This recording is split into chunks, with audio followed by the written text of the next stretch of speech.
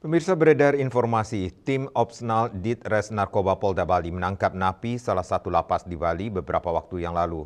Setelah menangkap napi berinisial NSW alias GB, petugas mengamankan ratusan gram sabu-sabu.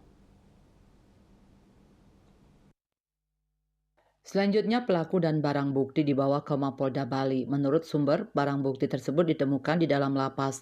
Terungkapnya kasus ini berkat kerja keras dan keuletan tim Opsnal Ditres Narkoba Polda Bali. Hasil penyelidikan tersebut, paket sabu-sabu itu mengarah ke lapas. Saat paket narkoba itu berada di lapas, polisi langsung masuk dan diterima oleh pelaku. Alhasil pelaku tidak bisa mengelak dan mengakui barang terlarang itu miliknya.